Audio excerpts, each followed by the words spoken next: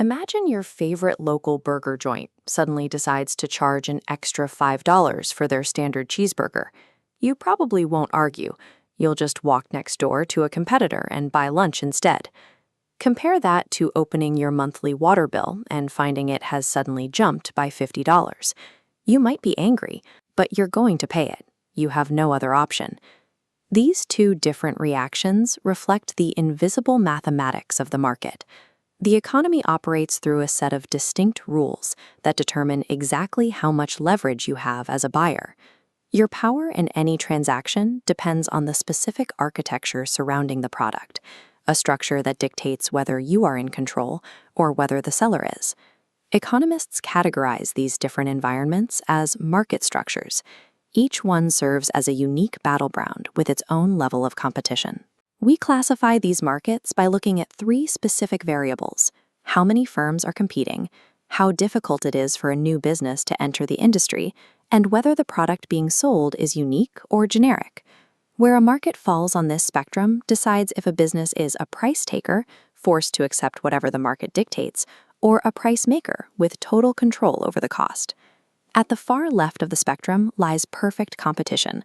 A local farmer's market is the classic example of this structure in action. Here, you find an infinite number of sellers and no barriers to entry. Crucially, the product is homogeneous. Every cabbage is essentially identical to the one on the next table. Because the products are indistinguishable, these sellers are ultimate price takers. If one farmer tries to raise their price by even a few cents, you simply buy from the person standing 3 feet away. To survive this environment, firms must be incredibly efficient.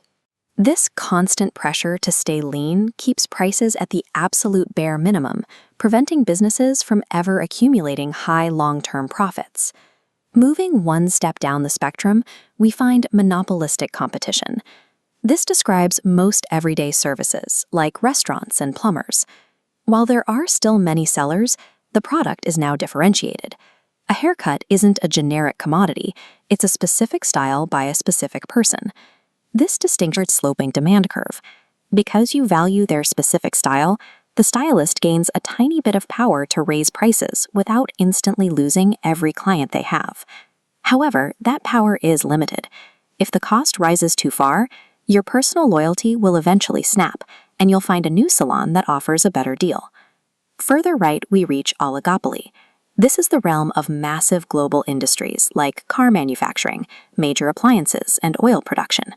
Only a few massive firms dominate this space. They are protected by enormous barriers to entry, such as the billions of dollars in capital required just to start a factory. In an oligopoly, firms are interdependent. They watch their rivals' every move, often choosing between fierce price wars or the more profitable route of quiet collusion. When these firms group together, they can form a cartel, like OPEC.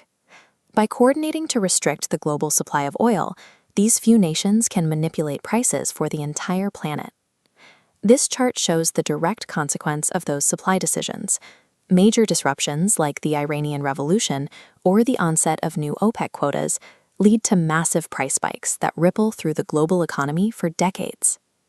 Finally, we reach monopoly. This is the structure behind your water bill. There is exactly one firm, no competitors, and a totally unique product. Monopolies are protected by completely blocked entry, whether through the massive cost of a citywide pipe network or legal restrictions like drug patents. Without the threat of a rival to take their customers, a monopoly has little incentive to innovate or lower costs. They are the ultimate price makers, leaving the consumer with no alternatives. This entire system flows from a single logic. The structure of the market dictates how a firm conducts itself, which ultimately determines the performance you see at the checkout counter. A highly competitive market forces businesses to be leaner and more efficient just to survive. A monopoly, meanwhile, can accumulate the massive profits needed for long-term investment, but the lack of pressure often breeds waste and high prices. Next time you reach for your wallet, look past the item itself and consider how many other people were allowed to sell it to you.